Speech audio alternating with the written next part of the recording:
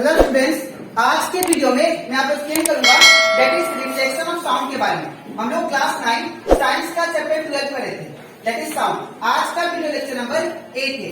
इसके पिछले वीडियो में मैंने आप लोगों को दैट इज साउंड और उसकी प्रॉपर्टीज के बारे में एक्सप्लेन किया था। इसी के साथ साथ मैंने वेव का कंसेप्ट भी मैंने आप लोगों को डिटेल में एक्सप्लेन कर दिया है, ठीक है।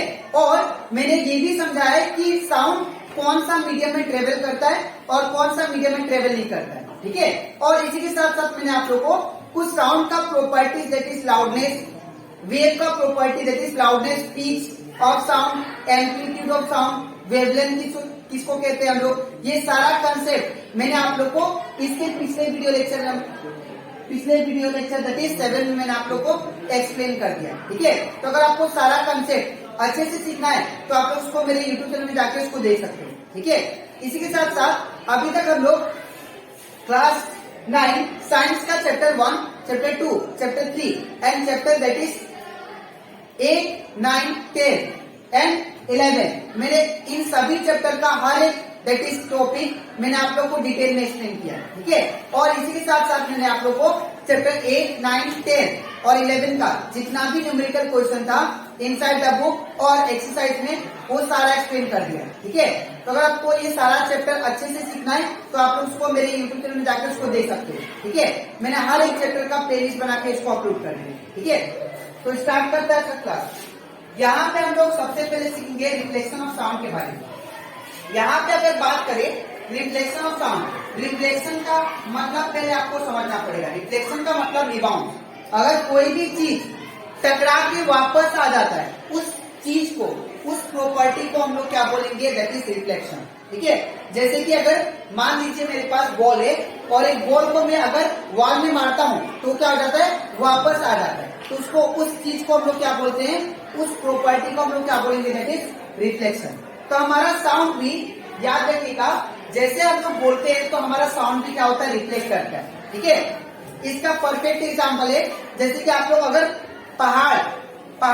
पहाड़ में जाते हो, ठीक है, या रूम के अंदर, खाली रूम के अंदर, अगर एम्प्टी रूम के अंदर रहते हो और जोर से बोलते हो तो आपका साउंड रिपीट होता है, दैट इज इको होता है। वो किसके वजह से, बिकॉज ऑफ रिफ्लेक्शन। आपका जो साउंड होता है वो क्या करता है, रिफ्लेक्ट करता है, वापस आ जाता है। एक सॉलिड सरफेस से टकरा के वो साउंड क्या हो जाता है, वापस आ जाता है। इसी चीज को हम लोग क्या बोलेंगे, that is reflection of sound. तो कुछ ऐसा होता है जैसे मान लीजिए यहाँ पे एक सॉलिड सरफेस हो गया, सरफेस शुड बी सॉलिड और लिक्विड। जैसे आप लोग देखे होंगे, हम लोग बचपन में भी किए थे, दैट इज एक वेल। अगर वेल के पास जाके, अगर आप लोग एक वेल के पास जाके आप लोग चिल्लाते हो तो वो जो आप चिल्लाते हो, जो साउंड निकालते हो, वो साउंड क्या होता है, वापस रिपीट होता है। ऐसा क्यों, बिकॉज वो साउंड क्या होता है, जैसे ही आपने बोला, जैसे ये वेल हो गया सपोज, वेल के अंदर, ठीक है, ये कुआं के अंदर आप देखना, अगर कोई भी चीज आप लोग वेल के अंदर बोलते हो तो वापस क्या हो जाता है, वो जैसे साउंड जाता है ये वाटर का सरफेस के ऊपर टकरा जाता है और टकरा के वापस वो क्या हो जाता है, उसी डायरेक्शन में चला जाता है। तो इसी चीज को हम लोग क्या बोलते हैं, रिफ्लेक्शन ऑफ साउंड, ठीक है। इन द सेम वे यहाँ पे भी सेम होता है। यहाँ पे अगर मान लीजिए सॉलिड सरफेस है और सॉलिड सरफेस पे आपने कुछ बोला तो साउंड आपका ऐसे ट्रेवल होगा, ठीक है, और ट्रेवल होके वो टकराने के बाद वापस आपके पास आ जाएगा, ठीक है। इसी चीज को हम लोग क्या बोलते हैं, रिफ्लेक्शन ऑफ साउंड, ठीक है। तो आई होप आपको रिफ्लेक्शन ऑफ साउंड अच्छे से क्लियर होगा, ठीक है। तो यहाँ पे मैंने जो बताया आपको वही लिखा है मैंने, when sound strike a hard surface. और कोई भी साउंड कोई हार्ड सरफेस पे टकराता है, ठीक है, तो हार्ड सरफेस पे टकराने के बाद वो क्या होगा, वापस रिफ्लेक्ट आता है। रिफ्लेक्ट भी क्या है, वो क्या हो जाएगा, वापस हमारे डायरेक्शन में आ जाएगा, ठीक है। तो जैसे कि यहाँ पे साउंड बोला इसमें, ठीक है, यहाँ से साउंड निकला तो साउंड निकलते इसको एक हार्ड सरफेस मिला तो वो टकराने के बाद वापस उसी डायरेक्शन में आ गया। तो इसको हम लोग क्या बोलेंगे, रिफ्लेक्शन, ठीक है। तो when A sound strike on a hard surface it bounce back, this is called reflection of sound. इसी को क्या बोलेंगे हम लोग, रिफ्लेक्शन ऑफ साउंड, ठीक है। फिर अब बात करते हैं नेक्स्ट है, क्या ये रिफ्लेक्शन ऑफ साउंड तीनों स्टेज हम लोग जानते हैं, मेटर का 3 स्टेज होता है, ठीक है। मेटर का हम लोग जानते हैं मेटर का 3 स्टेट होता है, दैट इज सॉलिड, लिक्विड और गैस। Solid, liquid, gas. क्या जो साउंड है ये तीनों में रिफ्लेक्ट कर सकता है? तो आंसर होगा नहीं, बिकॉज याद रखिएगा रिफ्लेक्शन तभी होता है, रिफ्लेक्शन मतलब टकरा के वापस आ जाना, ठीक है। तो साउंड टकरा के कोई भी हार्ड सरफेस से तभी वापस, साउंड टकरा के वापस तभी आएगा जब सरफेस क्या हो, हार्ड है। तो अगर आप लोग हवा में देखना, अगर एक इंसान को फील्ड में खड़ा कर दो और उसको बोला जोर से चिल्लाने के लिए, तो वो साउंड क्या होता है, वापस रिपीट नहीं आता, ठीक है। वो साउंड वापस रिपीट नहीं आएगा, क्यों? बिकॉज वो साउंड क्या हुआ, बिखर गया, ठीक है। लेकिन अगर कोई इंसान को रूम के अंदर खड़ा कर दे और उसको बोलो जोर से चिल्लाने के लिए, ठीक है, तो वो जो साउंड है वापस क्या होगा, वापस रिपीट करेगा। ऐसा क्यों? बिकॉज उसने जब बोला वो टकराया हार्ड सरफेस से और हार्ड सरफेस से टकरा के वापस आया। लेकिन इन केस ऑफ फील्ड में जब इंसान को रखा और उसको बोला चिल्लाने के लिए, तो वो चिल्लाया लेकिन उसका साउंड वापस नहीं आया। क्यों?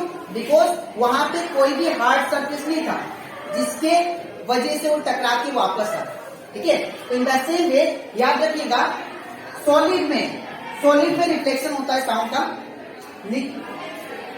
लिक्विड में भी होता है, इन गैस में कभी नहीं होता, ठीक है।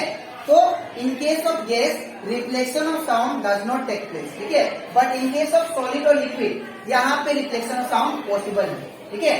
तो यहाँ पे reflection of sound happens in solid liquid state but not in what, gas.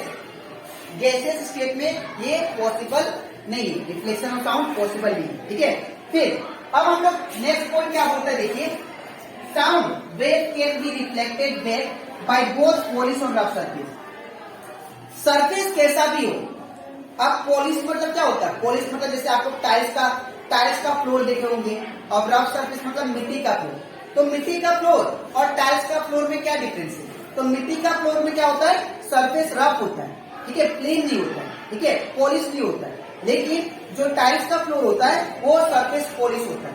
तो याद रखिएगा जो साउंड का वेव है ये जो निकलता है, जब भी हम लोग कोई भी चीज बोलते हैं वो कोई भी साउंड किस फॉर्म में निकलता है, वेव के फॉर्म में, ऐसा वेव फॉर्म, ठीक है। तो वो साउंड वेव कैसा भी सरफेस हो, ठीक है, sound wave can be reflected back by both polish और रफ सरफेस। कोई भी सरफेस से क्या होगा, दैट इज चाहे वो पॉलिश हो चाहे वो रफ सरफेस हो, उसके ऊपर डिपेंड नहीं करता, साउंड वेव क्या होगा, रिफ्लेक्ट हो जाता है दोनों सरफेस, दैट इज पॉलिश और रफ, ठीक है। नेक्स्ट, अब यहाँ पे एक आप लोग से क्वेश्चन पूछ सकता है, क्या साउंड और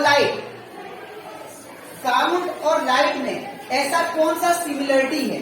तो याद रखिएगा जैसे लाइट का रिफ्लेक्शन होता है, रिफ्लेक्शन मतलब बता ही दिया।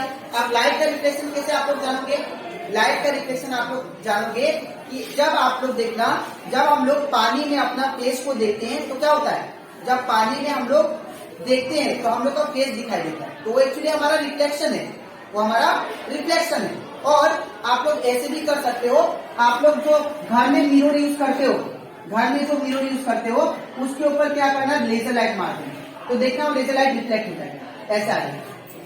तो लाइट भी रिफ्लेक्शन करता है, लाइट क्या करता है, रिफ्लेक्शन करता है, और साथ ही साथ हमारा साउंड भी क्या करता है, दोनों रिफ्लेक्शन करता है। तो अगर कोई पूछे कि सिमिलरिटी क्या है लाइट और साउंड में, तो आप लोग बोलना both of them that is light, both quantity sound and light possess reflection, ठीक है।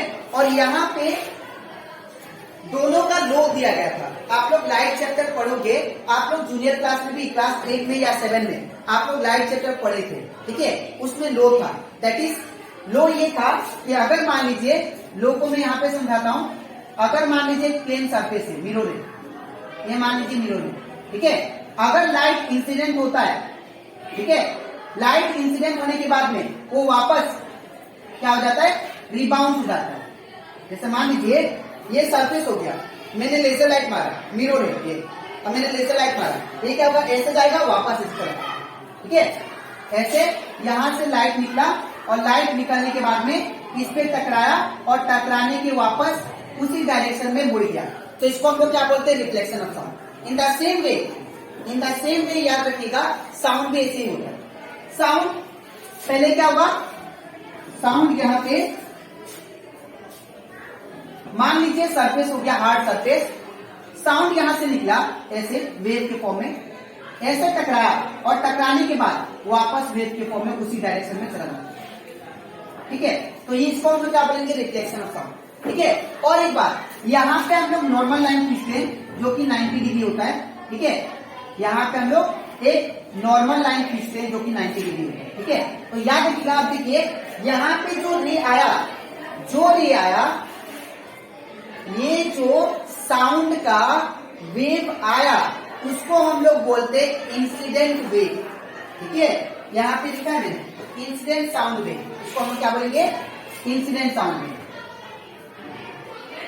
इसका नाम हो गया incident sound wave.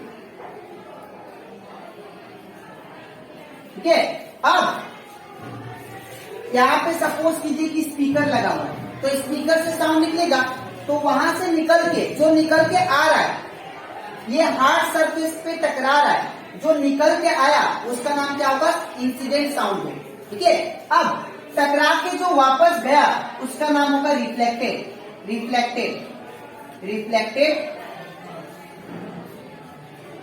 Sound wave.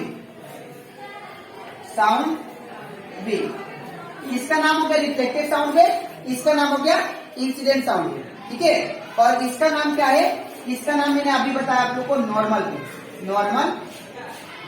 रे। अब आप ही देखो, ये तीनों जो रे है, incident sound wave, normal wave और रिफ्लेक्टेड साउंड वेव, ये तीनों जो है एक ही पॉइंट पे लाई कर रहे है ना, ये एक ही पॉइंट पे लाई कर रहे और एक ही सरफेस पे लाई कर रहे।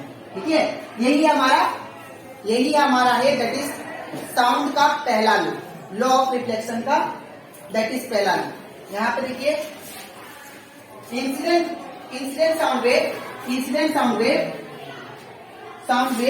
And reflected sound wave, normal all lie on the same plane.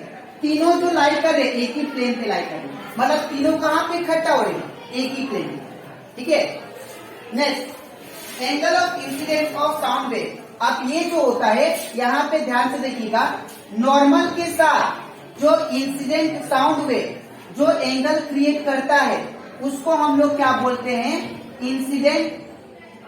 Angle of incident. ठीक है, angle of incidence of sound wave. ठीक है, मैं फिर से बता रहा हूं, नॉर्मल के साथ, ये नॉर्मल लाइन है, नॉर्मल के साथ जो incident sound wave angle create करता है उसको हम लोग बोलते हैं, that is angle of incident. ठीक है, इसको हम लोग क्या बोलेंगे, यहां पे लिख देता हूं, एंगल आई क्या है, एंगल ऑफ इंसिडेंट। नेक्स्ट दूसरा, नॉर्मल के साथ जो रिफ्लेक्टेड रे एंगल बनाएगा, नॉर्मल के साथ जो रिफ्लेक्टेड रे एंगल बनाएगा उसका नाम होता है, that is angle of reflection. ठीक है, दैट इज एंगल आर क्या है, एंगल ऑफ रिफ्लेक्शन। और हमारा सेकेंड लो ये कहता है, कि जितना एंगल आई होगा, अगर जितना एंगल आई होगा उतना ही एंगल क्या होगा, आर होगा।